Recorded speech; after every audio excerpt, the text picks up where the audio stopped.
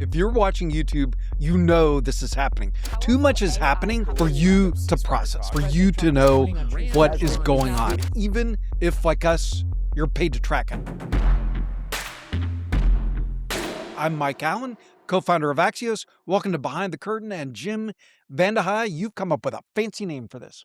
Post-processable velocity is what I call it. It sounds kind of a geeky term, but something happened in the last month, particularly around artificial intelligence, where everything is changing so fast that even you and I who are paid to track this stuff, I couldn't keep up with it.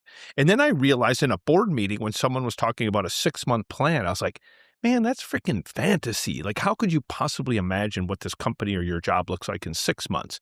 I don't know that I have more than 6 weeks line of sight running a company, thinking about the work that I do, thinking about the work that everyone else at this company does. We went from basically information overload to capability overload. By capability overload, you're talking about what the AI can do. Well, what the Or what it AI can can feed us. do, what the AI ultimately can do or help you do, right? Like every week or month, the capabilities of artificial intelligence are changing, right? So that then changes all the decisions that your company's making. And it might not have seeped into your individual work yet, but it's going to. And I feel like this is kind of the culmination of a 20-year pattern. We launched Politico in late 2006, early 2007. Almost to that moment, Facebook takes off, the iPhone is invented, streaming takes off, the cloud emerges. Basically, that year is when information overload started. And then sometime, say 5 years ago, it fused with AI. And then I would say in the last couple of months, we've hit a tipping point into this sort of capability explosion. Thank you for watching Behind the Curtain. We're going to take a quick break to hear from our sponsor, Accenture, a company that spends a lot of time helping companies and individuals navigate chaos. I'm very excited about our reinvention story today, which is literally 160 years in the making. The reinvention was trying to bring a company into the trends of the future. Certainly, as long as Trump has been in office, I feel like that was kind of a turning point. People felt like more was happening than they could get their arms around. I feel like now, even you who love obsessing, love marinating, are experiencing this phenomenon that we're getting a year's worth of news in a week.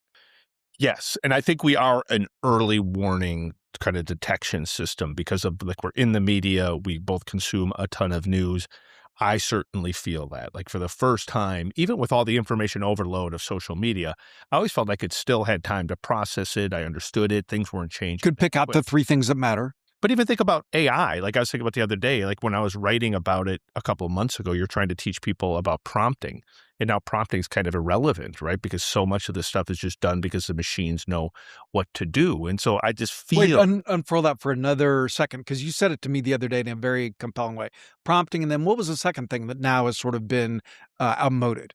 Well, it would have been, first you would teach someone how to do prompting, then you would teach them how to use something like a project within Claude or go into co-work. And now all of that stuff is just done kind of for you intuitively within the apps. And again, most people haven't experienced it yet because they haven't had to use it as fully, but it will. And I just feel like this idea of this collision of information hitting faster than we can adjust to, and then capabilities moving quicker than most companies or businesses or governments can keep up with, just means you're going to have this acceleration of, confusion, chaos, opportunity, depending how you look at it.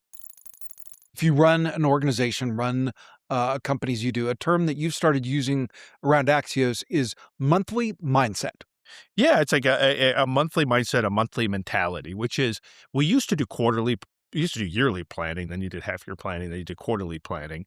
Now I think for institutions, companies, individuals, at the most, you should be rethinking things every month. And it doesn't necessarily be radical, but just what you should focus on, how you can do it, where technology can help you do something is changing so quick that you better be doing that gut check every single month. Otherwise, I think you're going to find yourself left behind. And this is very much part of the superpower that we give you in our book that's coming, Simplify, how to do 50% more with 50% less. How do you apply Simplify to the monthly mindset?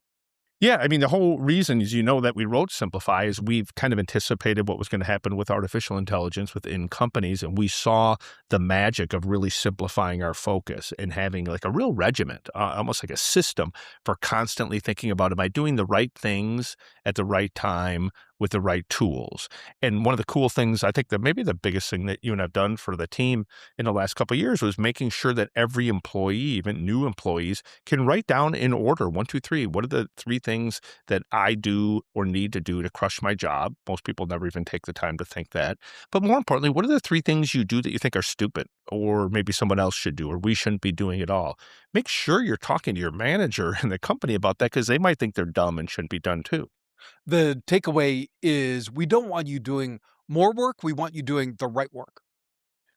Not just we, I think we intuitively as like a species, that's what we want. Like think about how you feel when you're doing things that you're good at. Think about how you feel when you're being challenged in a way that you find intellectually satisfying or physically satisfying, whatever it is. You want to have as much of your time allocated towards that. I think people underestimate how much time they waste. And it literally is, we had that study in the book of like Microsoft saying it's 25% of your week. That's a lot, right?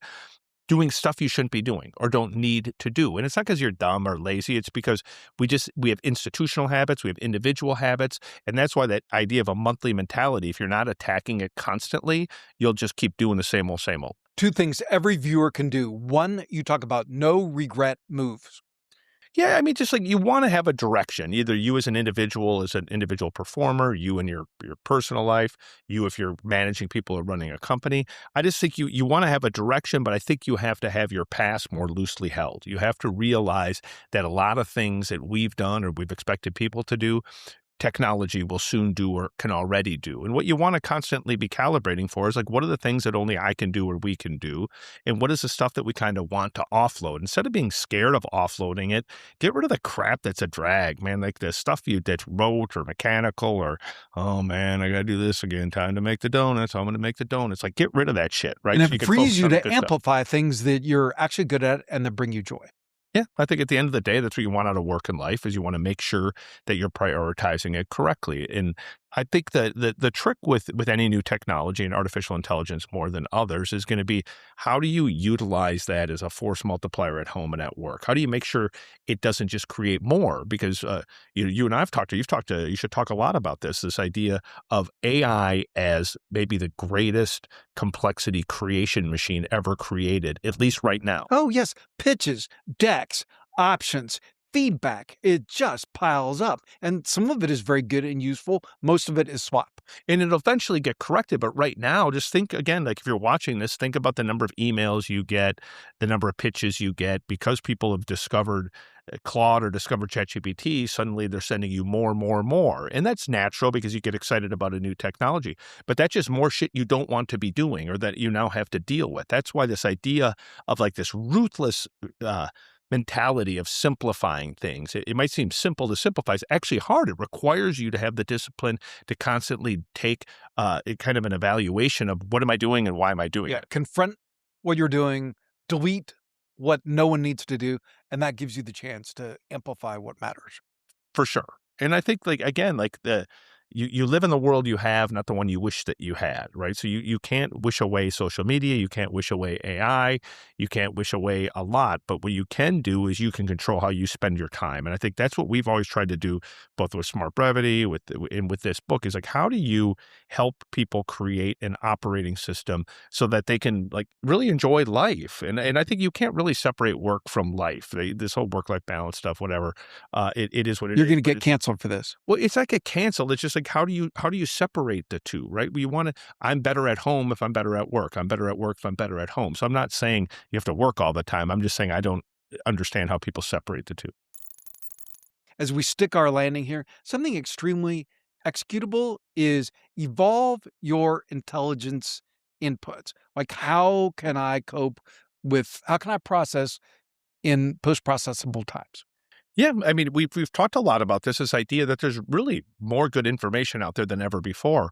I would urge everybody watching this just to constantly think about where are you getting your content from? There's just really smart content out there. Right now, if you really want to understand artificial intelligence, you're probably better off listening to podcasts and following a couple people on social media who have real domain expertise and maybe who talk about it in a way that you find to be super fluent. That's probably better than traditional media, maybe even better than some of the YouTubers that you might be following, but give a crack at that. And then just understand that like there's other areas that are constantly popping up that are fascinating. And you just got to think about, where am I getting that content from? Because we all have a finite amount of time to allocate to reading or to listening or to watching.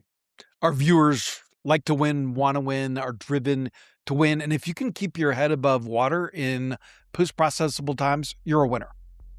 For sure. I think it's probably the only way to navigate it. Like I said, you can't wish this stuff away. You got to figure out how to turn it into an advantage for you.